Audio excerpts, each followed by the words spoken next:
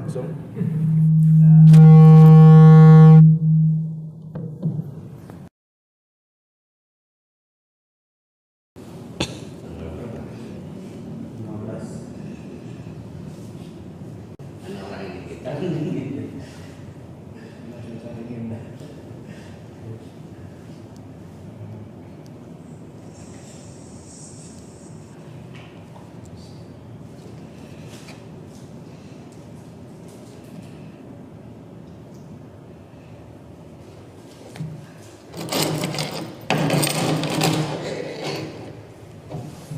Ya, kita mulai aja sambil menunggu yang lainnya.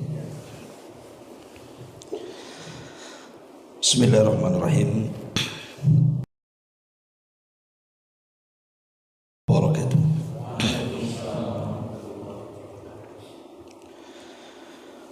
Alhamdulillah.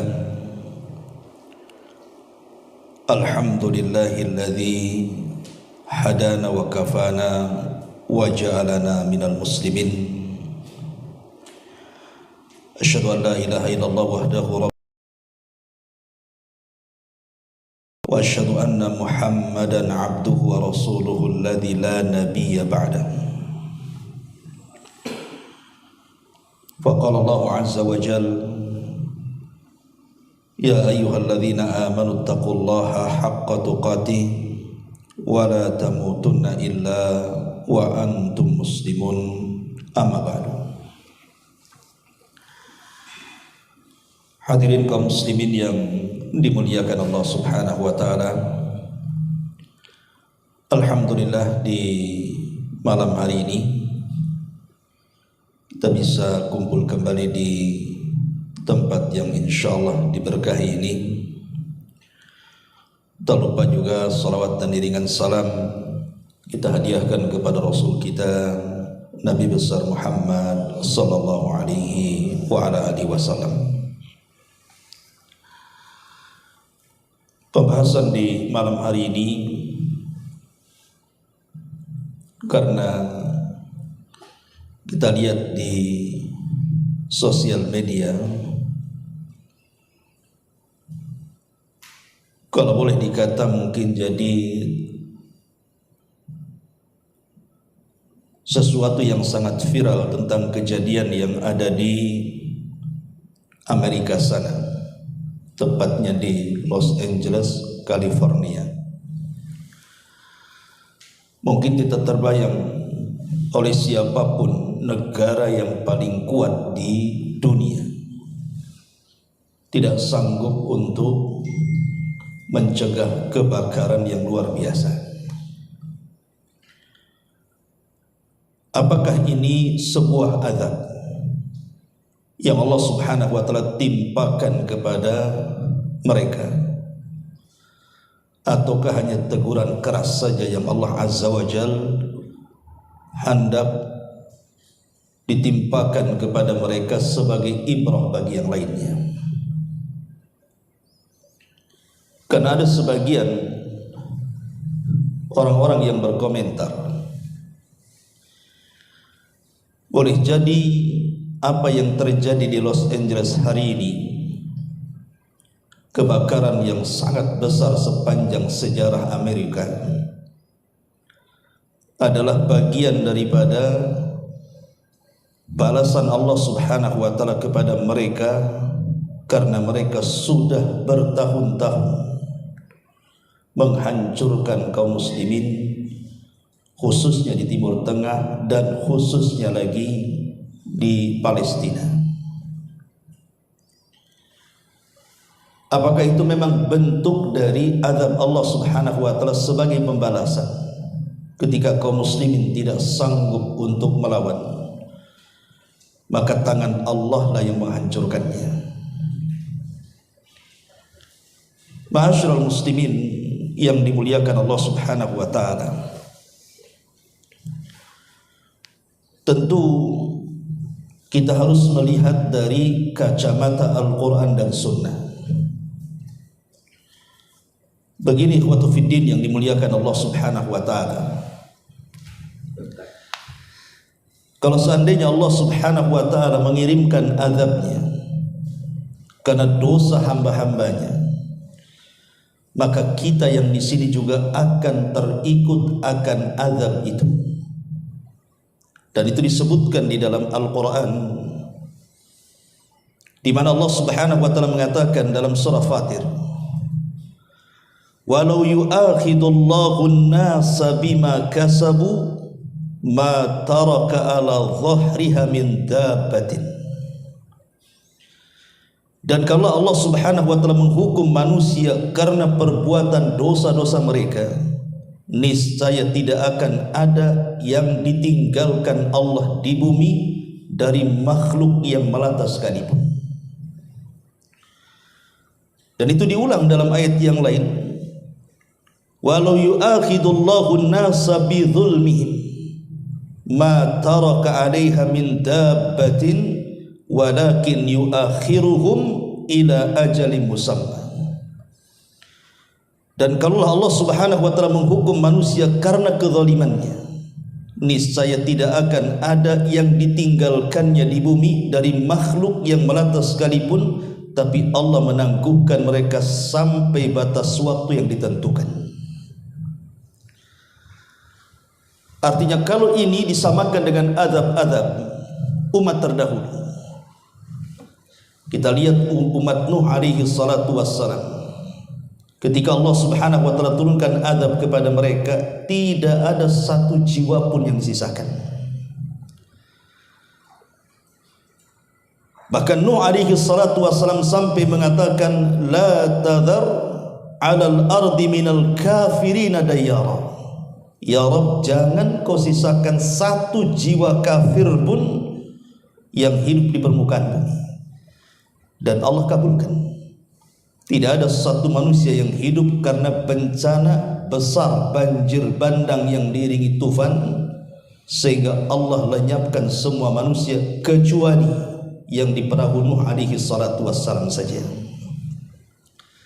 Artinya ini kalau berupa azab dari Allah Subhanahu wa taala, tentu kita pun tidak akan tersisa di sini. Lalu kalau bukan azab namanya, berarti ini sebuah teguran keras. Ya, memang secara bahasa kita katakan azab, tapi bukan azab yang menyeluruh. Itu sebuah teguran keras dari Allah Subhanahu wa taala untuk diambil pelajaran bagi yang lain. Dari sini kita jangan pernah menganggap remeh dengan sebuah teguran Allah. Jangan kita katakan, ah itu kan jauh di sana, ada di Los Angeles, California, Amerika sana, tidak sampai ke Indonesia. Siapa bilang? Justru orang-orang yang diazab oleh Allah Subhanahu wa taala, umumnya mereka adalah orang yang merasa aman dari makar Allah. Makanya Allah Subhanahu wa taala berfirman, afa aminu makrallah fala ya'man makrallah illal qaumul khasirun. Maka apakah mereka merasa aman dari makar Allah Subhanahu wa taala? Maksudnya dari azab Allah yang tidak terduga itu. Tidak ada yang merasa aman dari makar Allah kecuali orang-orang yang rugi. Karena bagi seorang mukmin, sekalipun mereka di atas ketaatan kepada Allah Subhanahu wa taala, maka bagi seorang mukmin itu tetap mereka harus dalam keadaan takut akan siksa Allah Subhanahu wa taala, sekalipun mereka di atas ketaatan, apalagi di atas kemaksiatan.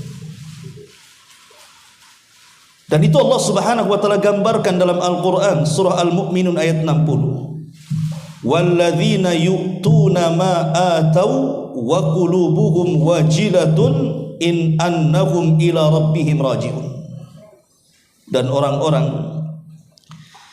yang memberikan apa yang telah mereka berikan dari ibadah-ibadah kepada Allah Subhanahu wa taala, hati mereka tetap takut. Karena mereka tahu bahwa sesungguhnya mereka akan dikembalikan kepada Rabb mereka. Aisyah Ummul Mukminin radhiyallahu anha bertanya soal ayat ini. Apakah ayat ini berlaku kepada mereka orang-orang yang bermaksiat kemudian bertobat sehingga mereka takut kalau seandainya Allah tidak terima tobat mereka? Maka Rasul mengatakan tidak.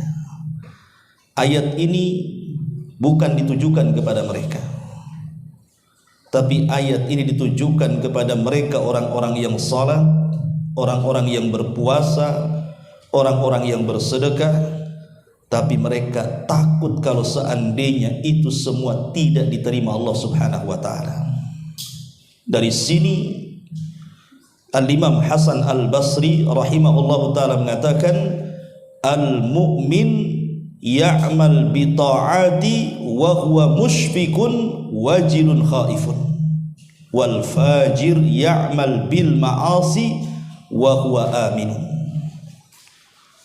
Kata Imam Hasan Al-Basri rahimahullahu taala, seorang mukmin itu beramal taat tapi hatinya penuh dengan ketakutan.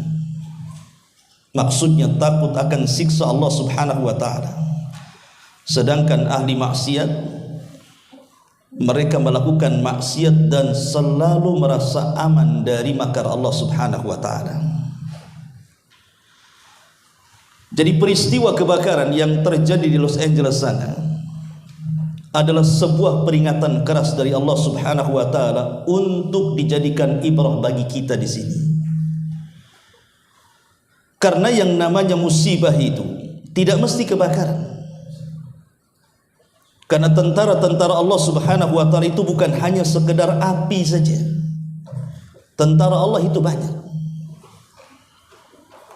Tentara Allah itu bisa berupa air. Di negeri kita pernah terjadi tsunami hebat. Dalam kejapan mata, korban bergelimpangan di mana-mana. Dan itu yang terjadi kepada umat-umat sebelum kita juga. Bagaimana ada umat yang ditenggelamkan oleh air, seperti Fir'aun dan bala tentaranya, atau seperti kaum Nuh alaihi salatu wassalam. Artinya air juga tentara dari tentara Allah, atau mungkin dalam bentuk angin, atau mungkin kedua-duanya, seperti yang terjadi di Los Angeles itu kan dua-duanya itu, di mana angin dan api itu bersatu sehingga menciptakan kebakaran hebat di mana-mana. Ma'asyiral muslimin yang dimuliakan Allah Subhanahu wa taala, tapi yang jelas bahwa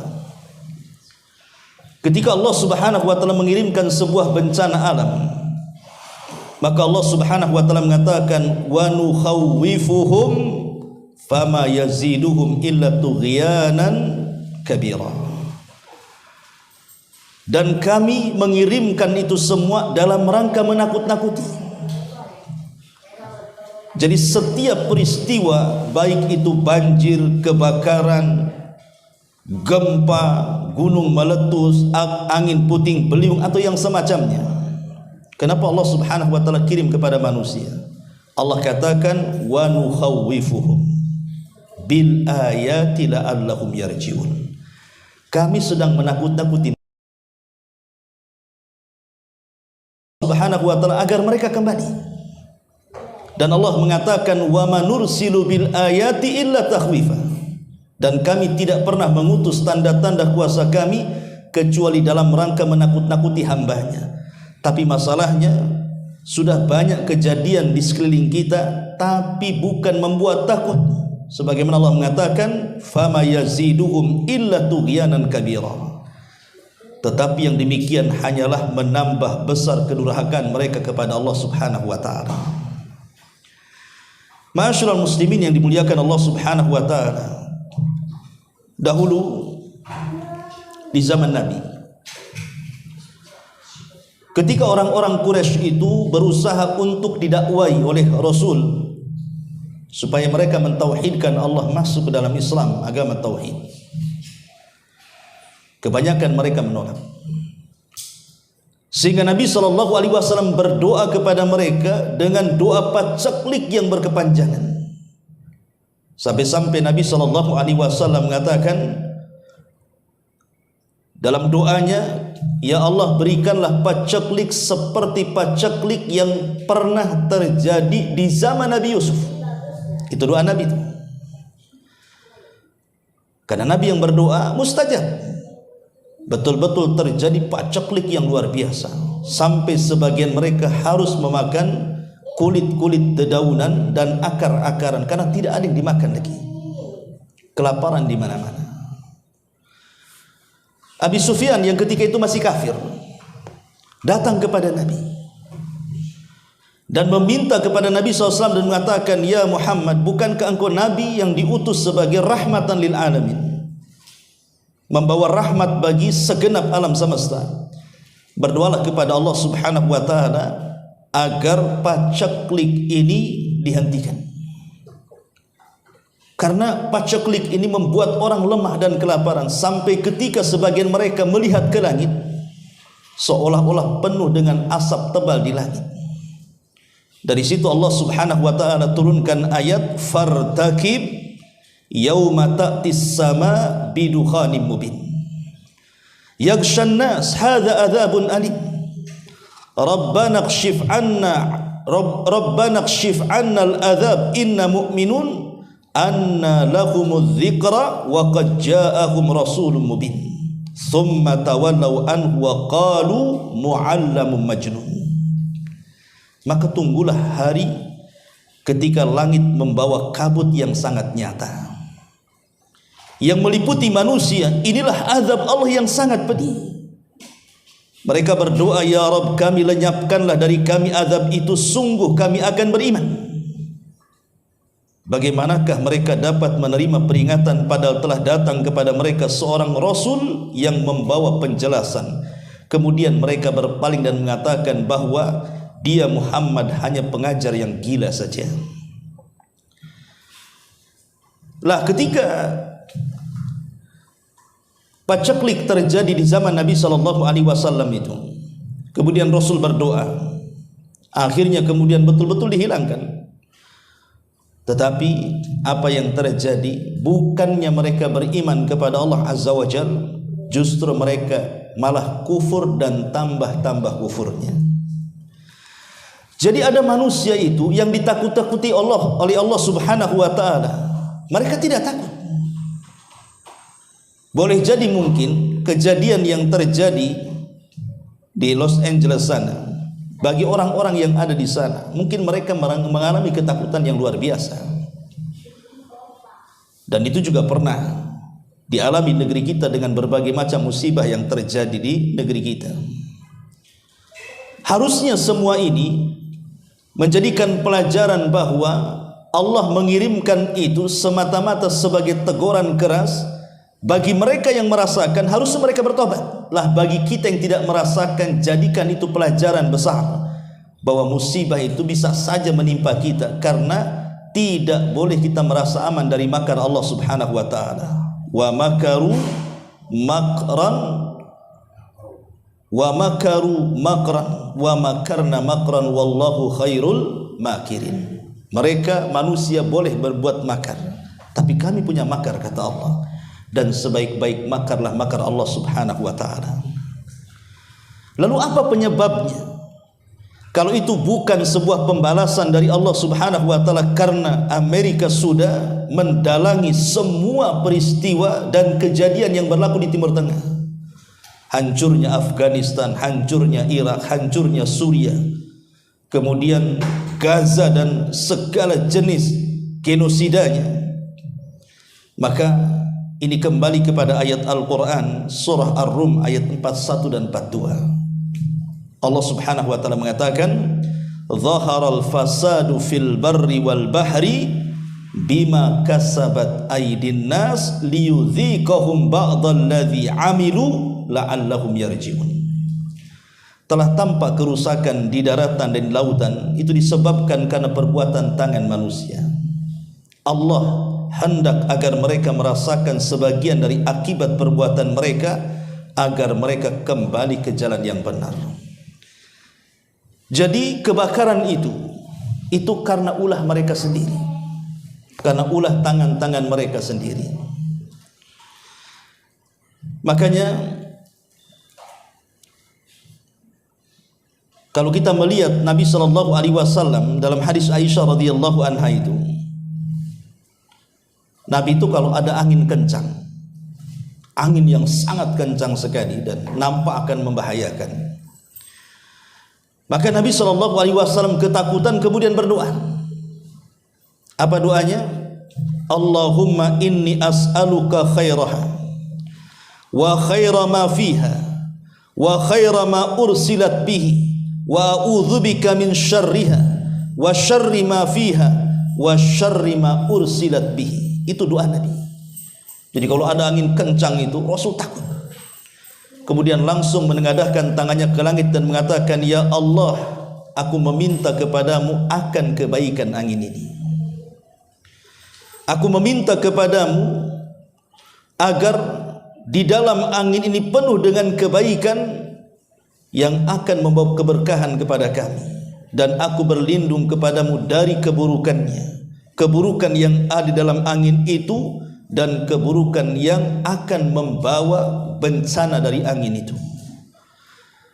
Ketika itu Aisyah radhiyallahu anha bertanya pada Nabi SAW dan mengatakan, ya Rasulullah, kenapa engkau berdoa seperti itu? Maka Nabi SAW mengatakan, wahai Aisyah, sesungguhnya kalau ada angin yang lebat itu jangan pernah diremehkan. Karena dahulu kaum 'Ad, Allah Subhanahu wa taala gambarkan dalam Al-Qur'an, falamma ra'awhu aridan mustaqbila awdiyatihim qalu hadza aridun mumtiruna bal huwa masta'jaltum bihi rihun fiha adzabun alim. Maka mereka kaum 'Ad ketika melihat azab itu berupa awan yang menuju ke lembah-lembah mereka, mereka berkata, inilah awan yang akan menurunkan hujan lebat bagi kami. Allah katakan, bukan, tetapi itu azab yang kamu minta agar disegerakan kedatangannya, yaitu angin yang mengandung di dalamnya azab yang sangat pedih sekali. Itu yang dikhawatirkan Nabi. Makanya kalau ada angin kencang, berdoa kepada Allah Azza wa Jalla dan tanamkan perasaan takut, jangan-jangan di balik angin ini akan terjadi azab Allah Subhanahu wa taala kepada kita. Ma'asyiral muslimin yang dimuliakan Allah Subhanahu wa taala, tapi ibrah pelajaran yang besar yang bisa kita petik, ikhwan. Kita tahu bahwa Los Angeles, California ini dikenal sebagai kota terbesar kedua di Amerika dan kota yang paling kaya. Bahkan cukainya terbesar yang menyumbang kepada pemerintahnya. Bahkan boleh dikata rumah-rumah megah dan mewah itu berdiri kokoh di atas tanah Los Angeles itu, karena memang bukan orang biasa yang tinggal di situ. Tapi siapa yang bisa menahan kuasa Allah Subhanahu wa taala? Rumah yang mewah dan indah, sekarang kita lihat kemana rumah-rumah itu perginya.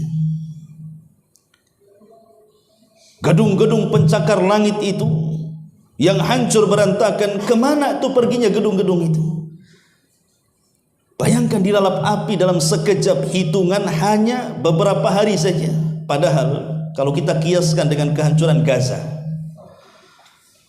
ketika Israel berusaha untuk membuat genosida di Palestina, kemudian menjatuhkan bom-bom dari pesawat tempurnya, Gaza itu rata memerlukan 1,5 tahun lebih baru rata dengan tanah. Tapi lihat di Amerika sana, meratakan daerah seluas itu tidak diperlukan tahunan, cukup harian saja. Siapa yang bisa menghalangi kuasa Allah Subhanahu wa taala? Padahal ikhwatu fiddin muliakan Allah Subhanahu wa taala, kaum 'Ad dahulu pernah mengatakan di dalam Al-Qur'anul Karim, apa yang dikatakan oleh kaum 'Ad? Kaum 'Ad mengatakan, man asyaddu minna quwwatan. Siapa yang lebih kuat dari kami, katanya. Jadi kaum 'Ad mengatakan, siapa yang lebih kuat daripada kami? Karena kaum 'Ad itu kan terkenal kaum yang Allah ciptakan satu-satunya kaum yang tidak ada yang semisalnya. Makanya Allah bahasakan dalam surah Al-Quran, dalam Al-Quran itu, lam yukhlaq mithlahu fil bilad. Kaum yang tidak pernah diciptakan semisalnya. Dari segi kekuatannya, dari segi kecerdasannya, tidak pernah Allah ciptakan makhluk seperti kaum Ad. Tetapi karena kesombongannya kepada Allah Subhanahu wa taala, karena mereka mengatakan man asyaddu minna quwwah, siapa yang lebih kuat daripada kami, kata kaum Ad. Mereka tidak sadar di balik kekuatan mereka ada kekuatan Allah Subhanahu wa taala. Makanya Allah Subhanahu wa taala gambarkan di dalam Al-Qur'an tentang peristiwa kaum Ad itu. Apa kata Allah Subhanahu wa taala? Kata Allah Subhanahu wa taala, wa amma 'adun, adapun kaum Ad, fastakbaru fil ardi, mereka pun sombong di permukaan bumi, bi ghairil haq, dengan kesombongan tanpa alasan yang dibenarkan. Wa qalu, dan mereka mengatakan, man asyaddu minna quwwah, siapakah yang lebih besar kekuatannya dibandingkan kami? Sekarang apa yang digembar-gemborkan oleh Amerika sana, kata-kata ini selalu diulang-ulang oleh pemimpin-pemimpin mereka kan, dan sudah menjadi kebiasaan mereka. Dengan arogannya mereka mengatakan bahwa kami negara kuat dan tidak ada yang bisa mengalahkan kami. Bahkan presiden yang terpilih mengatakan dalam hitungan bulan sebelum saya dilantik bahwa saya akan membuat neraka di Timur Tengah. Itu kan kesombongan namanya. Persis seperti kaum Ad. Dia merasa sombong seolah-olah dia bisa menjadikan neraka di Timur Tengah kan. Apa yang terjadi? Maka Allah mengatakan, awalam yaro annallaha alladhi khalaqahum wa asyaddu minhum quwwah. Dan mereka tidak memperhatikan bahwa Allah yang menciptakan mereka jauh lebih kuat dibandingkan mereka. Wa kanu bi ayatina yajhadun, dan mereka mengingkari akan tanda-tanda kekuasaan kami. Coba apa yang terjadi? Belum lagi dilantik, beberapa hari dari ucapan itu, ternyata Allah buat neraka jahanam di Los Angeles sana. Neraka jahanam dunia. Yang kalau kita lihat mereka membuat film-film Hollywood tentang kiamat itu, seperti itulah apa yang mereka filmkan. Terjadi dalam sebuah kenyataan kan. Lah kata-kata itu menunjukkan kesombongan. Dan Allah Subhanahu wa taala tidak suka dengan kesombongan. Makanya Allah kirimkan bencana yang sangat besar itu akibat ulah kesombongan mereka. Dalam sebuah ayat, kalau kita baca dalam surah Yunus 24, Allah Subhanahu wa taala berfirman, innama mathalul hayatid dunya kama in anzalnahu minas sama fakhtalata bihi nabatul ardi mimma ya'kulun nas wal an'am hatta idza akhadatil ardu zuhrufaha wa zayyanat wa dhanna ahluha annahum qadiruna 'alayha ataha amruna laylan aw nahara faja'alnaha hasidan ka'allam taghna bil amsi kadzalika nufassilul ayati liqaumin yatafakkarun. Sungguh perumpamaan kehidupan dunia, kata Allah, hanya seperti air hujan yang kami turunkan dari langit. Lalu tumbuhlah tanaman-tanaman bumi dengan subur karena air itu. Di antaranya ada yang dimakan manusia dan juga hewan ternak, hingga apabila bumi telah sempurna keindahannya dan juga telah sempurna perhiasannya, dan pemiliknya mengira bahwa mereka pasti menguasai dan memetik hasilnya, tiba-tiba datang kepada mereka azab kami pada waktu malam ataupun siang. Lalu kami jadikan tanamannya seperti tanaman yang sudah disabit, seolah-olah belum pernah tumbuh dari kemarin. Demikianlah kami menjelaskan tanda-tanda kuasa kami kepada mereka orang-orang yang mau berfikir. Lihat ayat ini. Ayat ini bisa diterapkan dengan peristiwa kebakaran yang ada di Los Angeles sana.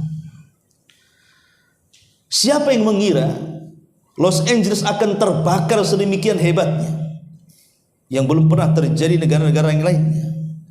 Api yang asalnya dari atas gunung hutan sana bisa merambah ke perkotaan, padahal api itu kan biasa kebakaran di sana. Tapi siapa yang mengira tiba-tiba api itu melantakkan segalanya? Itu yang difirmankan di sini. Ketika mereka sudah merasa di atas puncak dunia dengan berbagai macam gemerlap di dalamnya, tiba-tiba kemudian datang api itu melantakkan segalanya, seolah-olah tidak ada bangunan sebelumnya di situ. Makanya kalau lihat di udara di YouTube itu kayak galengan-galengan sawah itu. Coba lihat di YouTube tuh.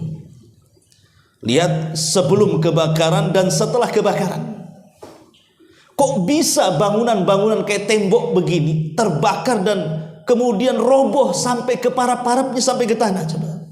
Kuasa siapa kalau bukan kuasa Allah Subhanahu wa taala? Dan siapa lagi yang mampu menghadapi kuasa Allah Subhanahu wa taala? Makanya di sini Allah gambarkan permisalan dunia itu seperti itu. Ketika mereka sudah merasa di atas puncaknya, tiba-tiba datang azab Allah Subhanahu wa taala, mereka pun mengatakan seolah-olah belum terjadi apa-apa dari kemarin di sini. Belum ada bangunan karena sudah luluh lantak semuanya. Dan ini persis juga difirmankan oleh Allah Subhanahu wa taala. Kalau kita lihat ayat yang lain, kita bisa baca dalam surah Al-Baqarah 266.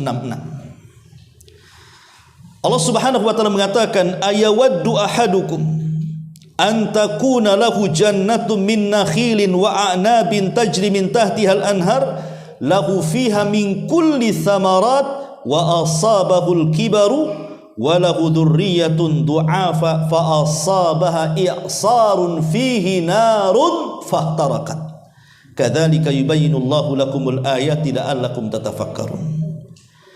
Adakah di antara kalian yang ingin memiliki kebun kurma, kebun anggur yang dialiri sungai-sungai di bawahnya, dan dia memiliki segala macam buah-buahan di dalam kebun itu, lalu dia telah tua renta dan memiliki keturunan yang masih kecil-kecil, kemudian kebunnya ditiup angin keras yang mengandung api, lalu terbakarlah habis kebun itu. Demikianlah Allah menerangkan ayat-ayatnya kepada kalian agar kalian berfikir. Ma'asyiral muslimin yang dimuliakan Allah Subhanahu wa taala, saya pernah berbincang dengan seseorang waktu terjadi gempa di Lombok. Nah, kebetulan saya 1 bulan juga waktu kejadian di Lombok itu. Jadi ada orang yang tinggal di atas bukit. Dia mengatakan, Pak, saya tidak mengira akan terjadi gempa seperti ini. Saya sudah investasikan semua kekayaan saya membangun rumah di sini. Saya beli kebun di sini. Tapi setelah kejadian peristiwa gempa itu, roboh semuanya dan seolah-olah saya tidak mau tinggal lagi di sini. Itu pernyataan orang sana. Boleh jadi apa yang dikatakan orang ini juga persis dengan yang dialami saudara-saudara kita mungkin yang ada di sana, yang mungkin terkena gempa atau kebakaran atau apalah namanya dari musibah-musibah dunia ini. Dan itu gambaran dunia, bahwa dunia itu cuma 2. Bisa dia yang meninggalkan kita atau kita yang meninggalkan dunia. Kan cuma 2 itu saja. Dunia meninggalkan kita atau kita yang meninggalkan dunia. Coba bayangkan ya, gedung-gedung pencakar langit, rumah megah, habis semuanya. Kuasa siapa kalau bukan kuasa Allah Subhanahu wa taala? Tapi yang jelas ma'asyiral muslimin yang dimuliakan Allah Subhanahu wa taala, kita akan ambil petik pelajarannya saja. Karena setiap peristiwa itu pasti ada pelajaran. Dan itulah yang harus dipahami oleh seorang muslim, bahwa setiap musibah yang berlaku di sekitar kita itu harus ada ibrah dan pelajaran. Jangan dianggap biasa. Karena orang yang menganggap biasa sebuah peristiwa itu, dia dinyatakan merasa aman dari makar Allah. Dan kalau orang merasa aman dari makar Allah, bahaya. Karena munculnya azab itu dari situ awalnya. Yang pertama yang ingin saya katakan, apa sih pelajaran yang kita bisa petik dari kebakaran itu? Pertama, dari sisi tauhid dulu. Dari sisi tauhid kita tahu bahwa tidak ada yang tahu peristiwa itu berlaku kecuali setelah terjadinya. Karena saya kira orang-orang Los Angeles kalau tahu akan terjadi kebakaran, tentu mereka tidak akan menanamkan sahamnya di situ. Tidak mungkin membangun rumah di situ. Tidak mungkin menghabiskan, menginvestasikan semua kekayaannya di situ kan. Kalau tahu, tapi kan mereka tidak tahu.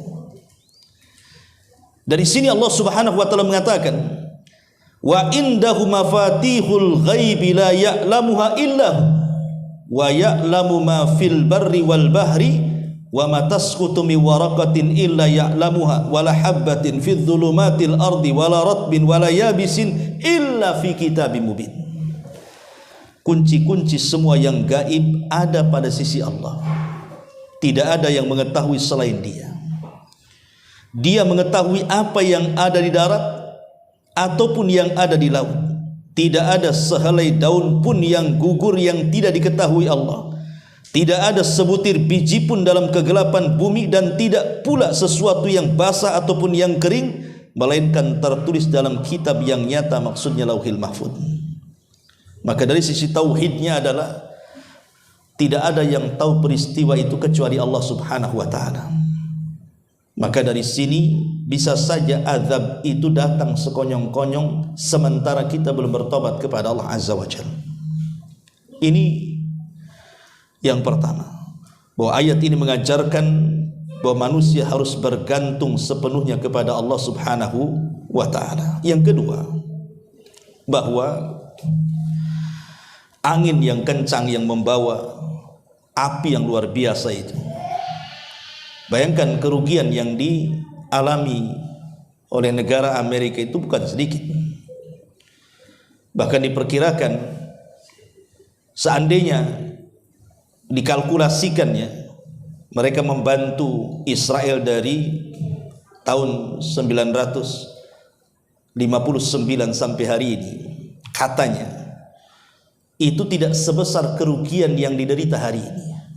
Kalau mereka dikalkulasikan tuh dari 1959 sampai hari ini, dana yang dikucurkan Amerika kepada Israel untuk membumi hanguskan Palestina itu belum apa-apanya dengan kerugian yang diderita hari ini. Artinya ini sesuatu yang dahsyat luar biasa. Lah angin yang kencang, badai yang membawa api hingga topan, itu semua sebenarnya bukti nyata dari kebesaran Allah. Bukti nyata dari kekuatan Allah Subhanahu wa taala, bahwa Allah itu berkehendak atas segala keinginannya.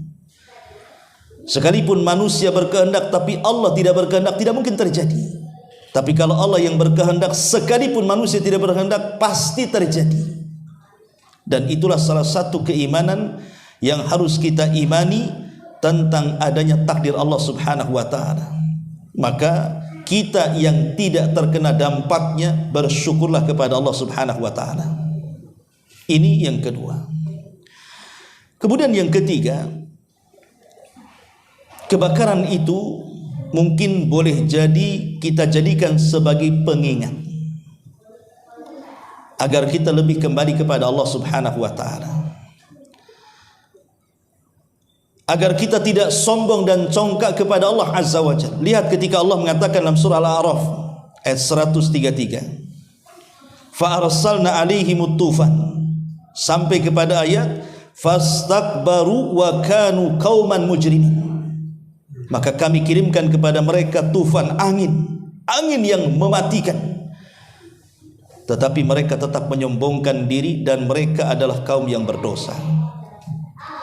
Jadi jangan sampai kemudian pelajarannya bagi kita adalah musibah-musibah yang terjadi di sekeliling kita itu tidak menjadikan ibrah dan pelajaran. Kenapa Fir'aun ditenggelamkan? Itu karena kesombongannya.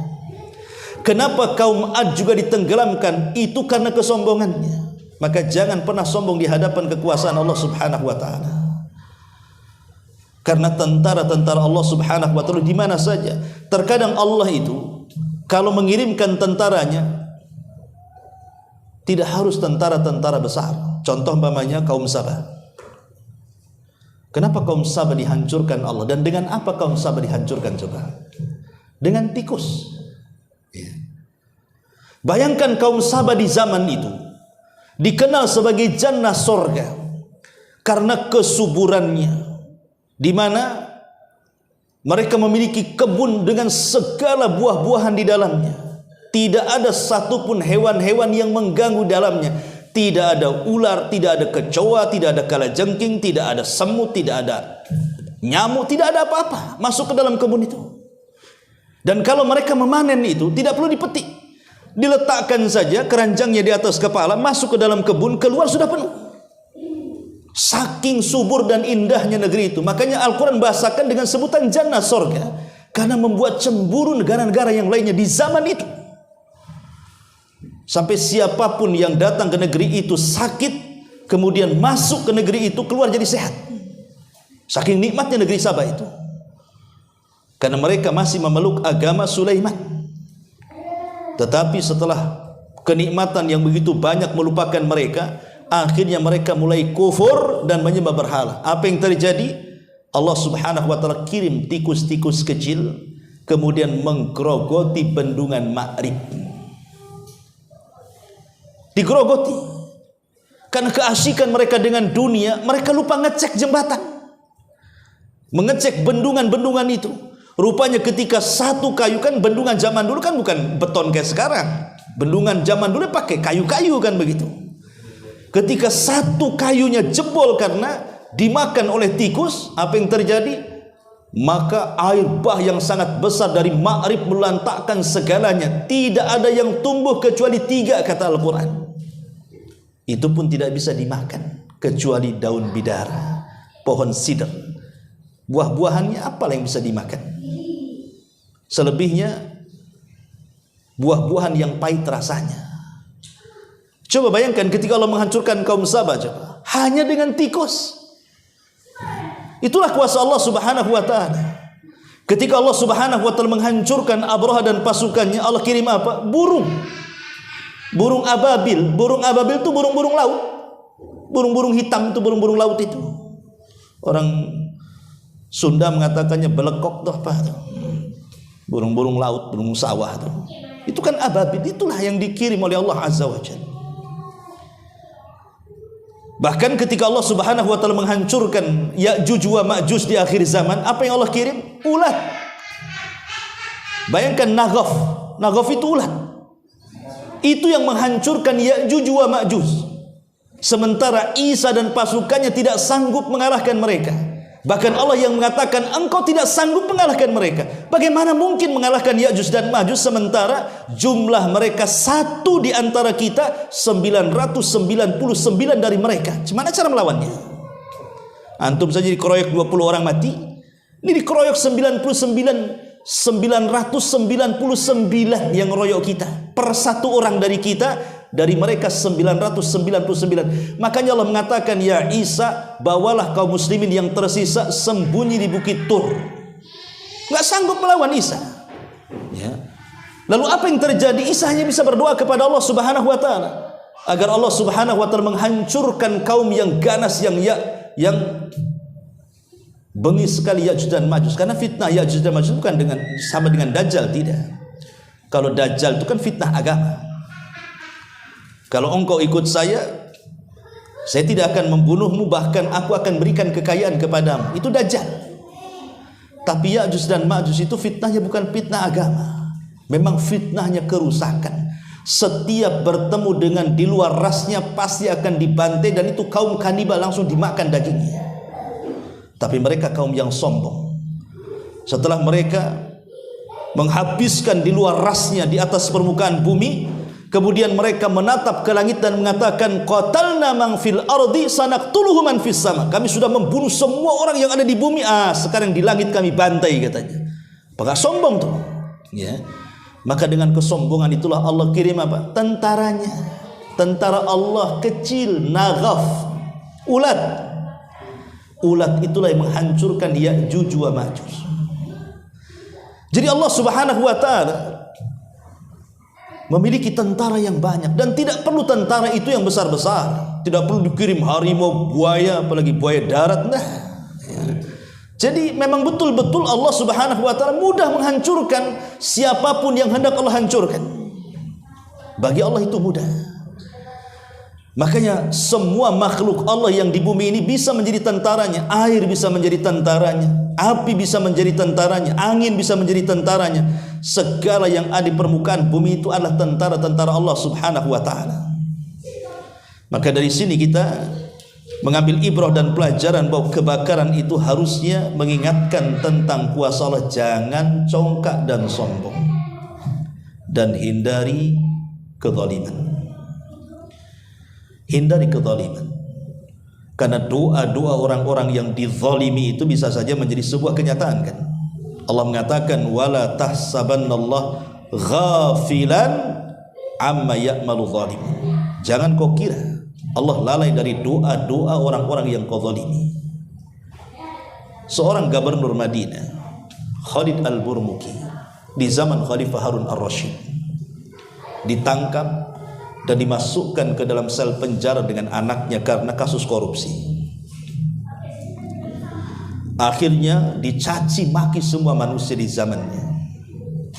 Anaknya dalam penjara mengatakan kepada ayahnya Al-Burmuki dan mengatakan, wahai bapak, dulu kami di atas kemuliaan, manusia memuliakan, menghormati, memuji, dan begitulah kondisi kita dulu. Tapi sekarang kenapa mereka menghinakan kita dan kita masuk dalam kubangan penjara? Apa kata Al-Burmuki kepada anaknya? Ya bunai, da'watul madlum. Boleh jadi ini doa orang-orang yang kita zalimi semasa kita berkuasa. Boleh jadi ini doa-doa. Karena ingat bahwa doa-doa orang yang dizalimi, ikhwan, walaupun yang dizalimi itu orang kafir, tetap doa orang kafir yang terzalimi itu mustajab di hadapan Allah. Allah akan berdiri di samping orang yang dizalimi walaupun dia kafir. Bukan karena kekafirannya Allah berdiri di situ, tapi karena Allah tidak suka dengan kezaliman dan Allah suka dengan keadilan. Itu alasannya. Allah tidak suka dengan kezaliman, Allah suka dengan keadilan. Makanya kenapa azab itu bisa turun kepada kita? Jangan-jangan itu doa-doa orang yang dizalimi. Bisa saja kemudian melesat ke langit dan Allah kabulkan. Boleh jadi ketika mungkin orang-orang Palestina yang digenosida itu, mereka mengangkat tangannya ke langit dan mengatakan, ya Rabb, tampakkan kekuatanmu, kami lemah di hadapan Amerika sana umpamanya. Bisa saja ini salah satu bentuk mustajab doa. Allah kabulkan doanya. Allah kirim bencana yang luar biasa. Tapi apakah kita harus berbahagia? Sehingga kita lihat kalau di komen-komen YouTube itu, wah kami senang dengan berita seperti ini. Kan banyak kan di komen-komen. Coba lihat di YouTube itu, di komen-komen itu. Sampai ada bahasa, saya tidak pernah merasa senang melihat musibah kecuali kebakaran di Los Angeles katanya. Itu baca tuh itu hampir semua tuh komen-komen kayak gitu. Boleh nggak kita bahagia dengan seperti itu? Ikhwan, ya. Kita harus duduki masalahnya. Bencana alam di Amerika itu bukan hanya terkena orang-orang kafir saja loh. Ada saudara-saudara kita muslim di sana. Dan tidak semua orang kafir yang ada di sana itu mereka mendukung genosida. Buktinya terjadi demo. Banyak orang-orang kafir yang mereka akhirnya tidak bekerja, keluar kantor, cuti, ikut demo menentang pemerintahnya untuk tidak lagi mengirim persenjataan ke Israel Raya, kan begitu. Kan tidak semua orang kafir juga setuju. Banyak yang mereka tidak setuju kan. Banyak kok di antara mereka tidak setuju. Begitu juga orang Islam di sana. Ada yang betul-betul muslim, memang mengecam tidak boleh ada pembantaian dengan saudara-saudara di Palestina. Tapi ada juga muslim yang jahat. Bahkan mereka berani bayar pajak untuk membantai saudaranya, terikut dengan budaya orang-orang kafir di sana kan. Kalau itu terjadi musibah itu kepada mereka orang-orang kafir yang memang harbi, ya harbi itu maksudnya yang memerangi kaum muslimin, membantai kaum muslimin, maka kita katakan kita senang dengan peristiwa ini. Kalau itu terjadi kepada orang kafir harbiyah, kafir yang jelas-jelas melakukan genosida kepada saudara kita.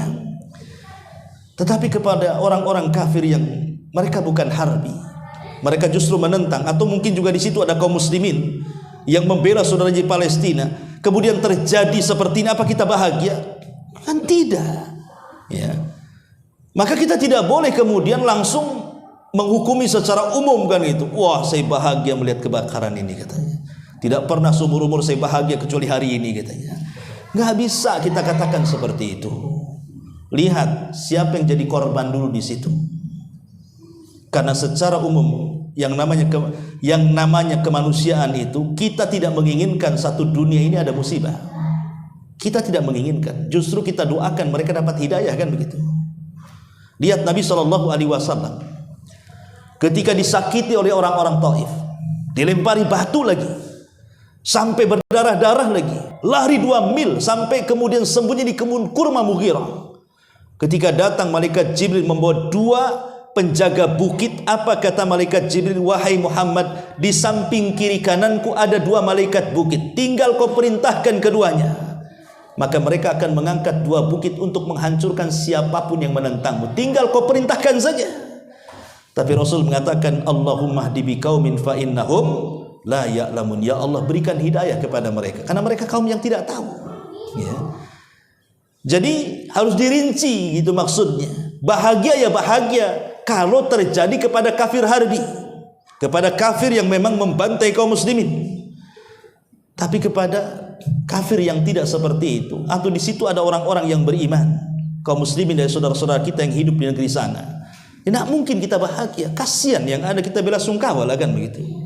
Bagaimana kalau posisi mereka di posisi kita, kan gitu. Ma'asyiral muslimin yang dimuliakan Allah Subhanahu wa taala, ini kan di antara pelajarannya juga.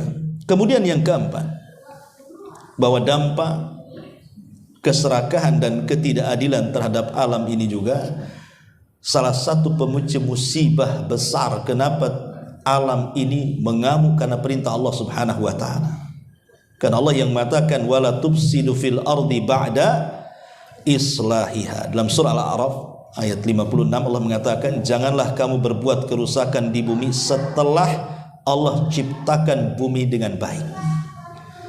Dan Allah juga mengatakan, wa ma kana rabbuka liyahlikal qura bidzulmihim wa ahluha muslihun.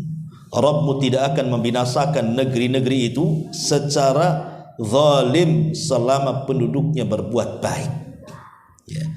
Artinya selama penduduk negeri itu berbuat baik, tidak mungkin Allah kirimkan azab dan bencananya. Tapi ketika penduduk negeri itu sudah mulai rusak, congkak dan sombong, disitulah Allah kirim azabnya. Makanya ketika Nabi SAW menyebutkan bahwa di antara umatku ini akan terjadi 3 perkara, khasfun wa mashun wa qadfun. Kata Rasul, umatku akan terjadi khasfun. Khasfun itu apa? Kalau melihat ke atas berarti gerhana, kalau melihat ke bawah berarti gempa. Itu namanya khasfun. Ya. Kemudian wa qadfun. Qadfun itu artinya angin yang membawa batu, seperti yang terjadi angin puting beliung mengangkat segala-galanya di bumi kemudian ditumpahkan kembali, itu disebut qadfun namanya. Kemudian yang ketiga maskhun. Manusia dirubah wataknya, jasadnya manusia tapi akhlaknya binatang. Lah Aisyah radhiyallahu anha bertanya kepada Rasul, kapan itu terjadi? Kan ini kan sudah terjadi semuanya di zaman sekarang kan. Di zaman itu kan belum. Di zaman Nabi belum, tapi di zaman sekarang kan 3-tiganya sudah tuh. Gempa ya iya, gerhana ya kemudian juga puting beliung di mana-mana, watak-watak manusia seperti binatang ya sudah banyak kan itu. Maka Nabi SAW mengatakan, kalau sudah tampak 3 perkara, kata Rasul. Apa itu? Yang pertama al-ma'azib, yang melalaikan, musik-musik, penyanyi-penyanyi, biduan-biduan wanita yang melalaikan dari agama. Kemudian yang kedua, peminum-peminum arak dan khamr. Peminum-peminum arak dan khamr. Dan yang ketiga, penghalalan sutra dan zina. Ini kalau sudah terjadi, 3-tiganya akan ditimpakan, dan 3-tiganya sudah ditimpakan hari ini. Artinya bahwa musibah-musibah itu tidak mungkin terjadi kecuali kalau rusak, kan begitu. Karena umumnya musibah itu diturunkan oleh Allah karena maksiat. Ingat ketika Nabi SAW pernah mengumpulkan orang-orang muhajirin. Kemudian Nabi SAW mengingatkan tentang 5 perkara. Apa kata Rasulullah? Ya ma'syaral muhajirin, khamsun idza tulitum bihinna wa a'udzu billahi an tudrikuhun. Wahai muhajirin, ingat 5 perkara.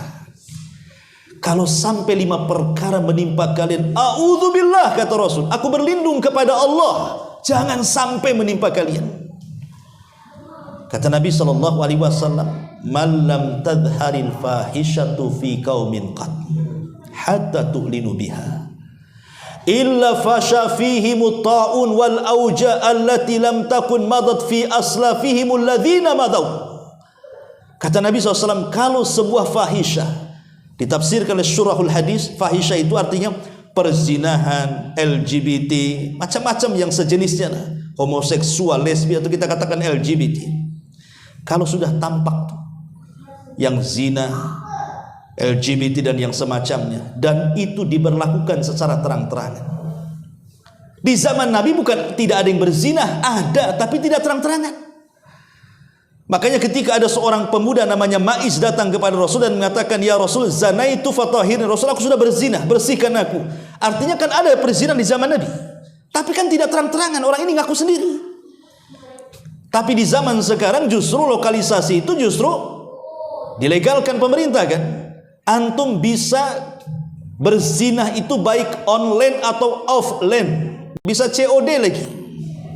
Bukan makanan aja COD, zina pun bisa COD hari ini, terang-terangan itu. Belum lagi banci-banci kalengkong guan itu, pinggir-pinggir jalan, bang, itu kan banyak tuh. Ya. Ini kan terang-terangan ikhwatu fiddin. Bukan hanya malam, sekarang siang pun beroperasi itu.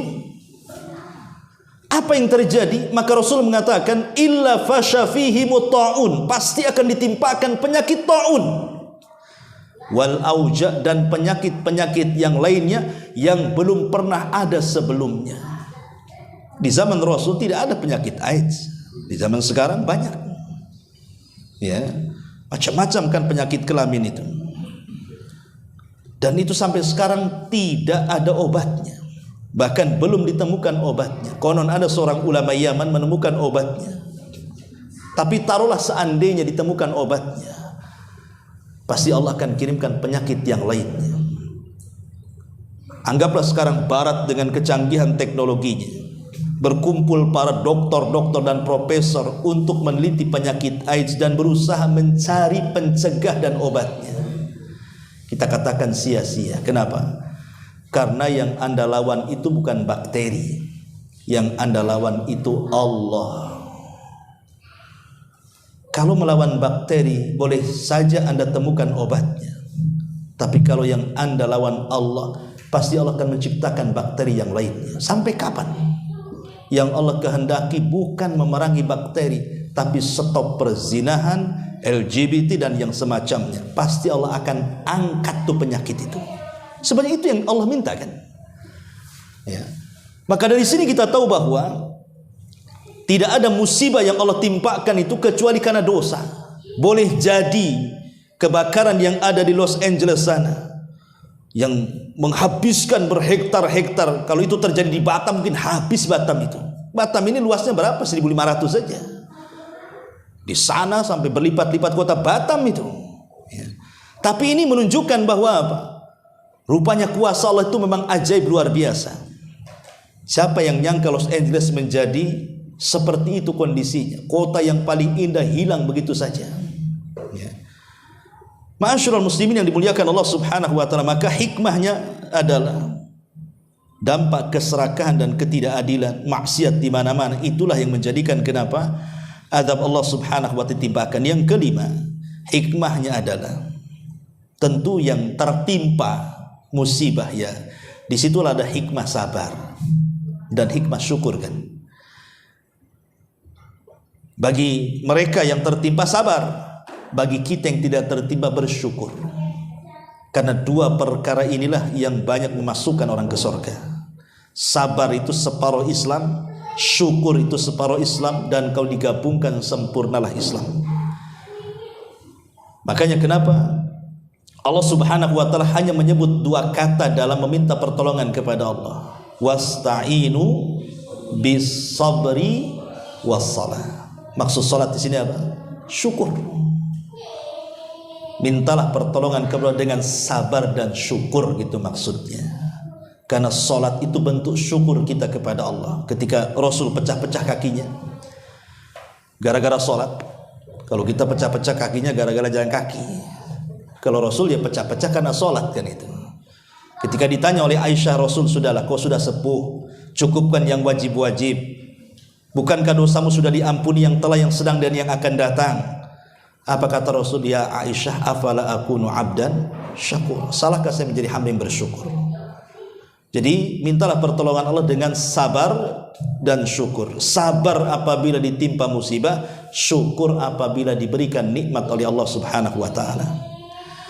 Kemudian yang keenam, bahwa musibah-musibah yang terjadi itu semua adalah ketentuan yang sudah digariskan oleh Allah di Lauhil Mahfuz. Allah mengatakan, kun lan yusibana illa ma kataballahu lana huwa maulana wa 'alallahi falyatawakkalul mu'minun. Allah mengatakan dalam surah At-Taubah 51, tidak akan menimpa kami melainkan apa yang telah ditetapkan oleh Allah bagi kami. Dialah pelindung kami, dan hanyalah kepada Allah orang-orang yang beriman harus bertawakal. Artinya kalau kita ditimpa musibah, maka berjalanlah dengan takdir, pasti tenang. Kalau kita kena musibah nih, coba berjalan dengan takdir. Bahwa sebelum Allah menciptakan langit dan bumi 500 tahun itu, musibah yang kita derita hari ini sudah dicatat oleh Allah. Apa masalahnya? Sudah dicatat semuanya. Berjalan dengan takdir.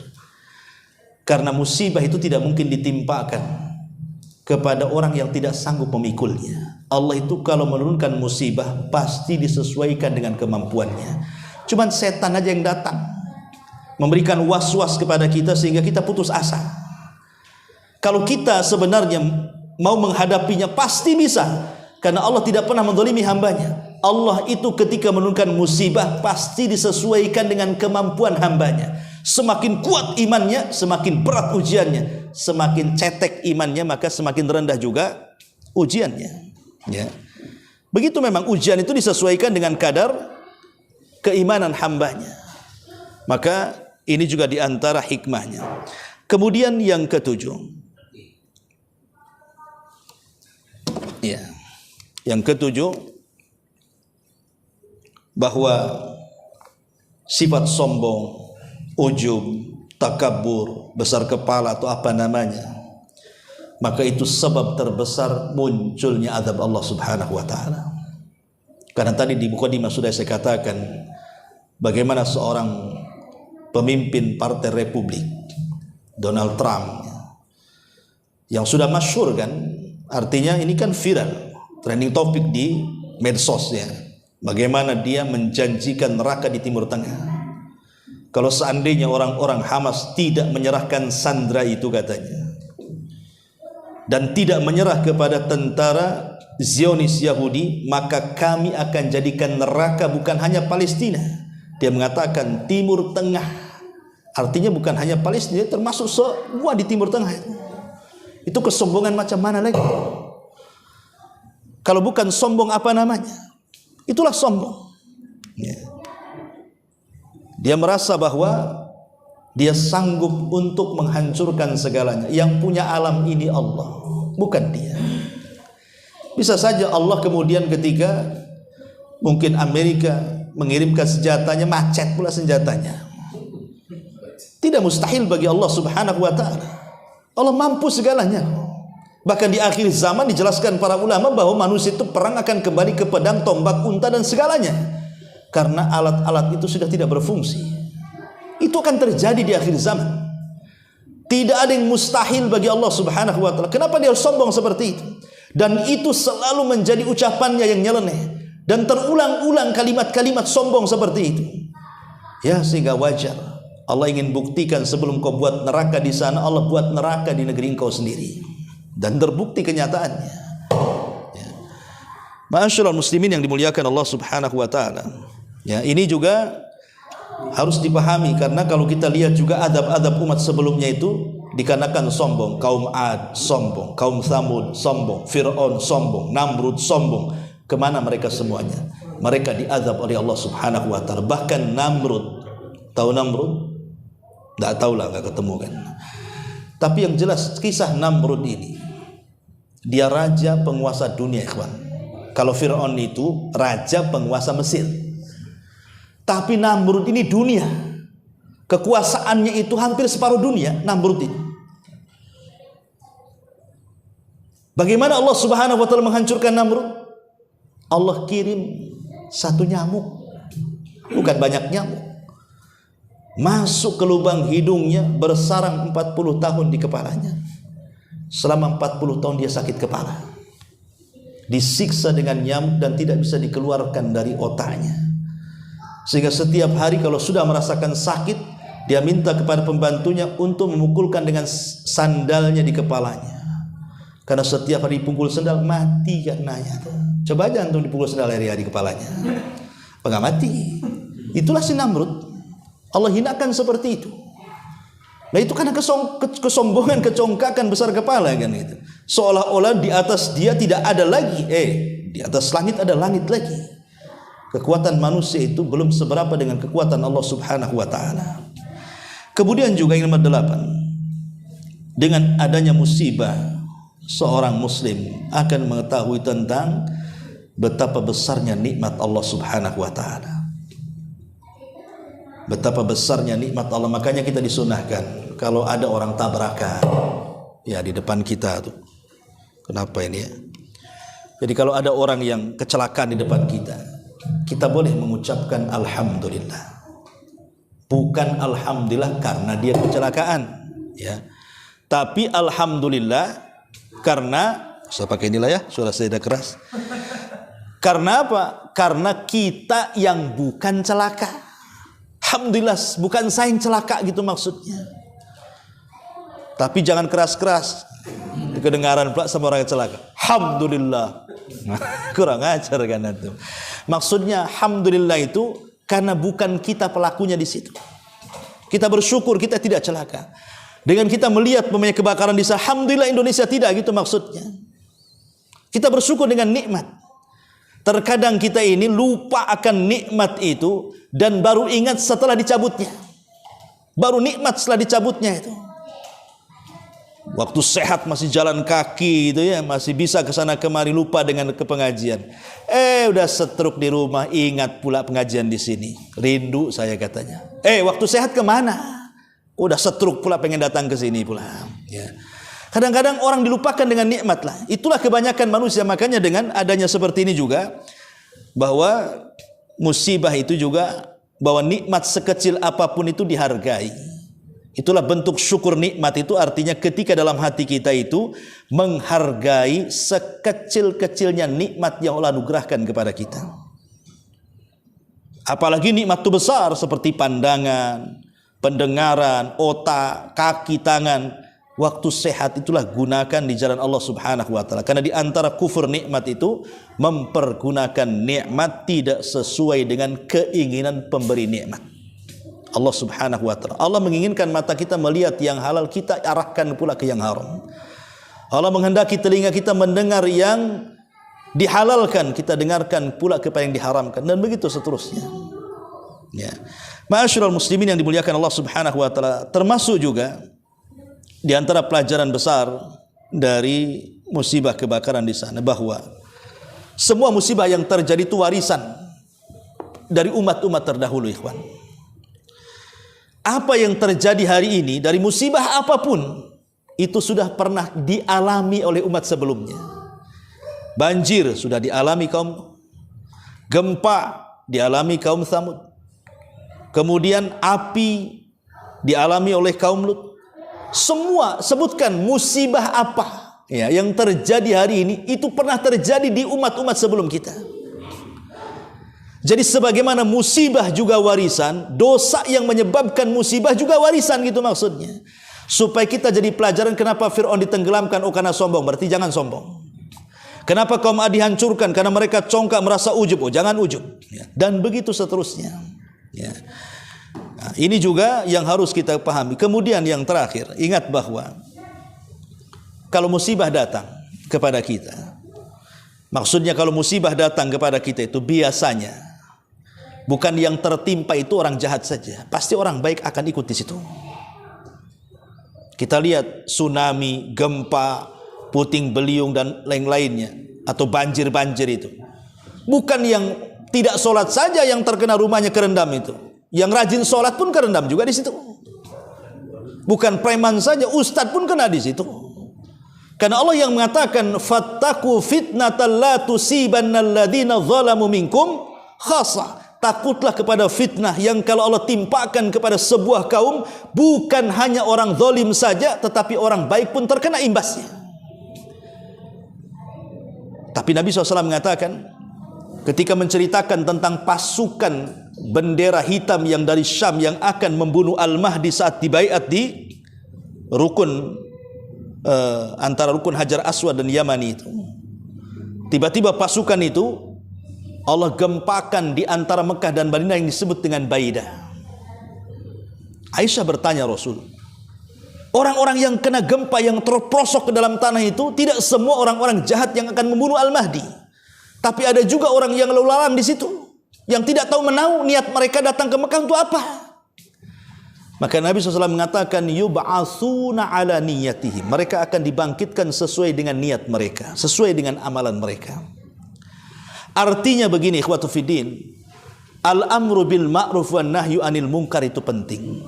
Mengajak manusia kepada kebaikan, mencegah manusia dari kemungkaran itu penting. Kalau seandainya musibah itu terjadi kepada kita dan kita orang baik terkena imbasnya, minimalnya kita berlepas diri kemaksiatan manusia. Karena kita sudah berusaha mengajak orang berbuat baik dan mencegah kemungkaran. Karena manusia ini di lingkungan sekitar pasti ada 3 kelompok. Kelompok pertama pembuat onar, ahli maksiat maksudnya. Kelompok yang kedua yang tidak suka dengan maksiat dan pembuat onar, dia pun menasihati, jangan kau buat onar di sini. Tapi kelompok yang ketiga, ini yang aneh. Dia menghalang-halangi orang-orang yang baik yang hendak mencegah kemungkaran dan mengatakan, udah biarkan saja katanya. Nanti kalau dosa-dosa dia sendiri, kalau dapat adab dia sendiri. Kan ada di masyarakat kan 3 kelompok nih. Ya, itulah 3 kelompok ini digambarkan dalam kisah Ashabus Sabti. Ashabus Sabti itu orang-orang Yahudi yang berada di pinggiran pantai. Disebut Ashabus Sabti namanya. Orang-orang Yahudi pengagung hari Sabtu. Ya. Lah orang-orang Yahudi ini oleh Allah Subhanahu wa taala diuji karena kan kehidupan mereka itu nelayan, cari ikan. Karena memang hidup di pantai-pantai. Ya. Lah orang Yahudi punya aturan, boleh kalian cari ikan tapi jangan di hari Sabtu. Silahkan di hari yang lain. Tapi hari Sabtu jangan, itu hari sakral kalian. Tetapi Allah uji iman mereka dengan apa? Di hari biasa ikan pula tak muncul, di hari Sabtu loncat-loncat lah ikan tuh. Kemari katanya. Tergodalah sebagian orang Yahudi ini yang jahat-jahat ini. Akhirnya mulailah membuat khilah, penipuan kepada Allah Subhanahu wa taala dengan cara apa? Dia pasang jaring hari Jumat, untuk ikan hari Sabtu diambil hari Ahad. Kan kurang ajar tuh. Ya. Mereka mengatakan, kami tidak mengambil ikan hari Sabtu katanya, tapi pasang jaringnya hari Jumat. Ya. Mereka sudah buat jalan tuh di hari Jumat itu ikan kemana arahnya. Maka mereka pasang di situ. Lah ketika ikan muncul di hari Sabtu masuk ke jaringnya, tapi tidak mau mengambil di hari Sabtu, ambilnya di hari Ahadnya. Mereka mengatakan kami tidak mengambil ikan dari Sabtu katanya. Ketika mereka dibiarkan oleh Allah seperti itu, ya sudah berbulan-bulan, bertahun-tahun, kok tidak ada azab katanya. Katanya kalau orang mengambil ikan dari Sabtu akan diturunkan azab. Kok tak ada azab katanya. Mulai mereka keenakan. Begitulah istidraj, ikhwan. Istidraj itu Allah membiarkan kenikmatan di atas kemaksiatan. Itu istidraj namanya. Ya. Akhirnya mereka mengatakan, kalau begitu sama aja, bagus di hari Sabtu sekalian akhirnya kan. Betul, mereka akhirnya cari ikan langsung di hari Sabtu. Karena ketika mereka membuat khilah seperti itu tidak ada azab. Langsung di hari Sabtu mereka buat. Lah ketika mereka mengambil ikan dari Sabtu inilah manusia terbagi menjadi 3 tuh. Ada orang-orang yang mengambil ikan dari Sabtu, itulah orang-orang yang jahat, yang merobek kesakralan hari Sabtu itu. Kemudian kelompok yang kedua yang keras dan mengingatkan, jangan kau cari ikan dari Sabtu, nanti azab Allah turun. Kelompok ketiga mengatakan kepada kelompok yang kedua, sudah biarkan. Kalau seandainya mereka diazab, toh mereka juga yang diazab katanya. Malah dihalang-halangi. Orang yang mencegah kemungkaran dihalang-halangi dan mengatakan, biarkanlah, tidak usah cerewet. Kalau nanti azab Allah timbul pun pasti mereka dapat, biarkan saja katanya. Akhirnya orang-orang yang beriman, yang kokoh dengan akidahnya, tidak mau campur dengan mereka. Akhirnya mereka pun membuat benteng tinggi. Oke, kalau begitu kita benteng. Aku tidak mau hidup dengan kalian. Akhirnya benteng tinggi.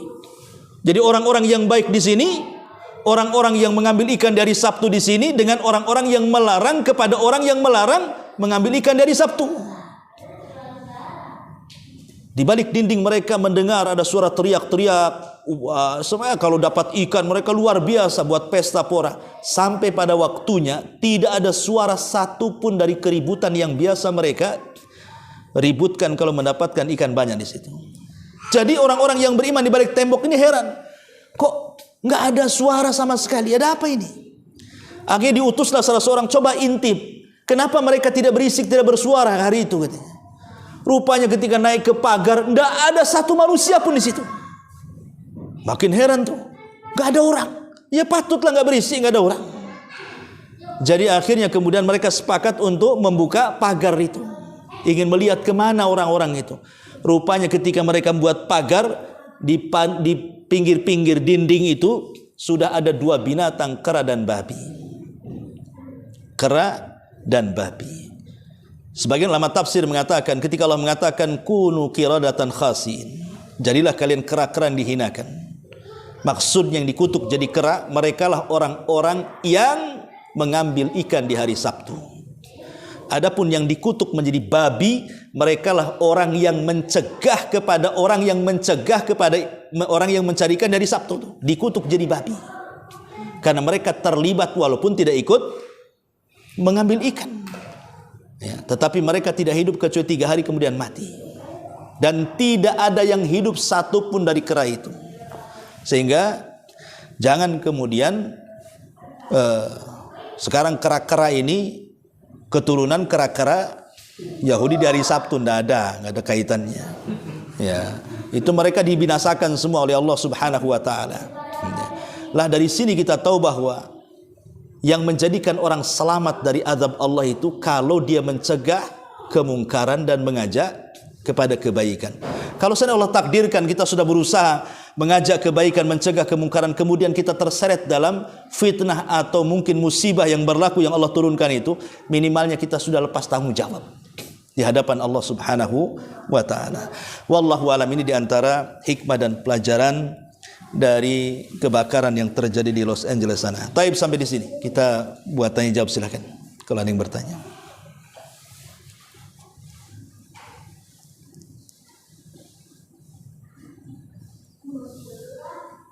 Ya. Kan ada hadis atau riwayat yang bilang ketika di suatu kampung itu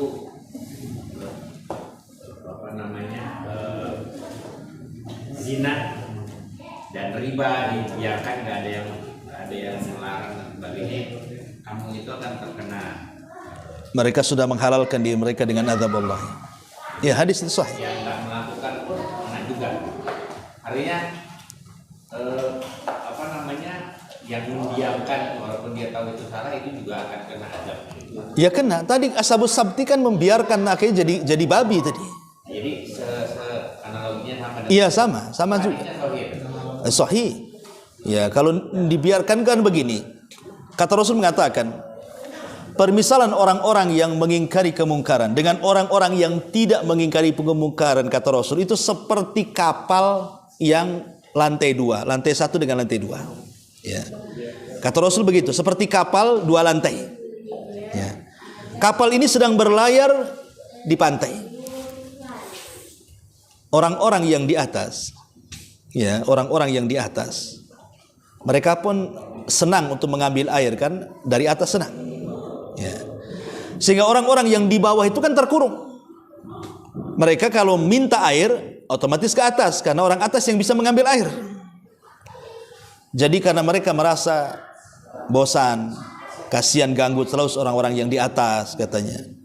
Bagaimana kalau kita bocori saja kapal itu, kita ambil air dari bawah, katanya. Kata Nabi, ini orang atas nih, kalau tidak mencegah dia melubangi kapal, kapal akan karam. Yang mati bukan hanya yang di bawah, pasti di atasnya pun ikut karam kan. Itulah permisalannya. Kalau kita tidak mengingkari kemungkaran, itu ikut karam juga di situ. Makanya penting kita ini, memang kalau orang membawa manusia atau mendakwahkan manusia kepada kebaikan itu mudah. Sholatlah, kan enak itu. Tapi kalau mencegah kemungkaran itu agak berat memang. Ada orang preman-preman lagi judi, kita bubarin di situ umpamanya kan. Berat. Apalagi orang lagi mabuk, megang botol, kita perlu dikeprak botol dia.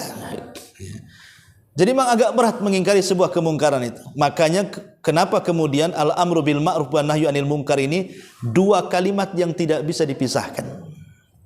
Ya, kalau kita mengajak manusia kepada kebaikan, cegah juga kemungkaran di situ. Karena mengajak kebaikan saja tidak cukup. Semua orang bisa mengajak manusia kepada kebaikan, tapi tidak semua orang yang mampu mengajak manusia kebaikan dia mampu mencegah kemungkaran. Makanya ketika Rasul menyebutkan afdalul jihad, seutama-utama jihad itu apa? Kalimatul haq inda sultanil jair. Kalimat yang hak yang kita sampaikan kepada penguasa yang zalim. Karena risikonya besar. Kalau kita kritik pemerintah, besar kan? Kalau antum kritik saya nggak ada masalah. Coba kritik presiden. Ya, besar, nanti ada konsekuensinya kan? Tapi itu kalimat yang hak, yang disampaikan dalam bentuk nasihat ya. Bukan dalam bentuk yang lainnya, dalam bentuk nasihat. Ya, dari sini pentingnya seorang itu al-amru bil ma'ruf wa nahyu anil munkar. Karena kenapa orang-orang Nabi Daud melaknat Bani Israel? Kan Bani Israel kan dilaknat atas lisan Nabi Daud. Salah satunya karena mereka tidak mengajak manusia kepada kebaikan dan tidak mencegah dari kemungkaran. Karena orang Yahudi kan terkenal suka menutup-nutupi kebenaran kan. Contoh memang di zaman Nabi. Ada orang Yahudi berzina. Sementara kita tahu bahwa ketika Rasul hijrah ke Madinah, mereka harus mengikuti piagam Madinah. Karena itu sudah kesepakatan piagam Madinah itu. Baik Yahudinya ataupun Muslimnya, pokoknya harus ikut piagam itu. Dan itu undang-undang Islam piagam itu. Jadi ketika orang Yahudi berzina ya harus ikut juga undang-undang itu kan. Rajam kalau sudah menikah. Kalau belum menikah ya dicambuk 100 kali, diasingkan setahun. Jadi orang Yahudi ini datang ditegur oleh Nabi SAW bahwa rajam bagi orang yang berzina itu bukan ada dalam Quran saja, bahkan dalam kitab kalian juga ada, kata Rasul. Tiba-tiba orang Yahudi mengatakan, mana ada katanya, nggak ada katanya. Kata Rasul, kalau gitu ambil kitab kalian. Diambilnya Taurat, dibaca di hadapan Rasul. Ketika dia megang Taurat, jadi bagian rajam itu ditutup sama jempol dia, begini. Ya. Kata orang Yahudi, mana ada ayat rajam katanya. Ditutup tuh sama jempolnya. Lah kebetulan di samping Rasul ada tokoh Yahudi yang masuk Islam namanya Abdullah ibn Salam dan mengatakan irfa yadaka. Angkat tanganmu katanya. Pas diangkat, itu ada. Kan kurang ajar dia. Dia tutup dengan jempolnya. Itulah kebiasaan orang Yahudi. Mereka itu menutupi kebenaran. Ya, mereka menutupi kebenaran. Soal kebenaran Nabi SAW itu sudah terang benderang bagi mereka. Dia seorang Nabi. Buktinya Abdullah bin Salam masuk Islam. Tapi karena hasad mereka, mereka tidak beriman kepada Rasul. Ya, salah satu contohnya adalah kisah Huyai ibn Akhtab. Huyai ibn Akhtab itu kan tokoh Yahudi. Dia membawa saudaranya namanya Yasir dan mengatakan, wahai Yasir, saya dengar orang yang ngaku Nabi dari Mekah sudah sampai di Kubah katanya. Ayo kita intai sesuaikan dengan ciri-ciri yang kita baca. Pagi-pagi buta Huyai bin Akhtab dengan Yasir berangkat dari kota Madinah ke Kubah. Ya. Kemudian dipantaunya Nabi SAW selama di Kubah itu. Rupanya ciri-cirinya persis seperti yang ada dalam kitab mereka. Jadi di sore hari Huyai bin Akhtab dengan Yasir pulang. Jadi Yasir berdialog dengan Huyai ini. Ya Huyai, ahuwa huwa katanya. Apakah memang dia itu maksudnya? Kata Huyai, iya. Ciri-cirinya persis, 100% persis katanya. Jadi kata Yasir ini, apakah kita harus mengikuti agamanya? Kata Huyai, tidak. Selama nyawa ada di kandung badan, aku akan menjadi musuh abadinya katanya. Kan kurang ajar tuh. Dia meyakini Nabi SAW Nabi, tapi dia ingkari dan mengatakan selama nyawa di kandung badan, aku akan jadi musuh abadinya sampai mati. Kenapa? Karena hasad. Kenapa hasad? Mereka tidak terima ketika mereka beratus-ratus tahun menunggu kelahiran seorang Nabi akhir zaman yang mereka kira itu turunan dari Bani Israel, rupanya keluar dari Bani Ismail. Ya, mereka nggak terima lah kan itu. Disangkanya Nabi itu akan lahir dari tubuh mereka, turunan mereka Bani Israel. Karena kita tahu bahwa Nabi-Nabi itu kan rata-rata Bani Israel kan. Setelah ditunggu-tunggu ratusan tahun, kenapa dari Bani Ismail, dari orang Arab muncul? Itulah yang hasadnya mereka. Sehingga Allah katakan ya'rifunahu kama ya'rifuna abna'ahum. Padahal mereka mengenal Nabi yang akan lahir itu persis seperti anak-anak mereka. Tapi apa yang terjadi? Mereka menyembunyikan kebenaran. Itulah orang-orang Yahudi sampai hari ini. Ya, mereka suka menyembunyikan kebenaran. Wallahu a'lam bishawab. Ya, saya kira cukup sampai di sini. Mudah-mudahan ada manfaatnya. Subhanaka wa bihamdika, asyhadu an la ilaha illa anta astaghfiruka wa atubu ilaik. Allahu ta'ala alam. Assalamualaikum warahmatullahi wabarakatuh.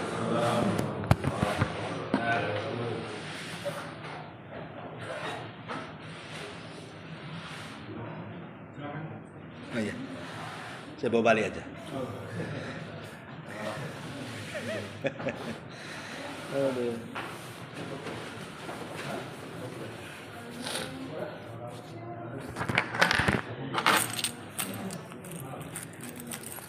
Cuman nggak ada irigasi aja. Apa di sini airnya? Oh, saya pikir kekeringan gitu.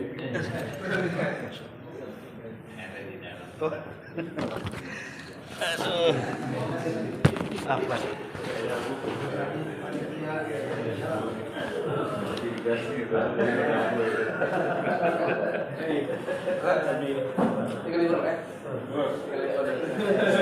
Kayaknya bisa.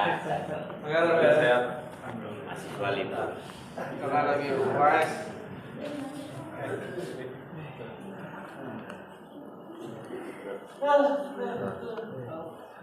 Iya baterai Pak. Duluan nih. Waalaikumsalam.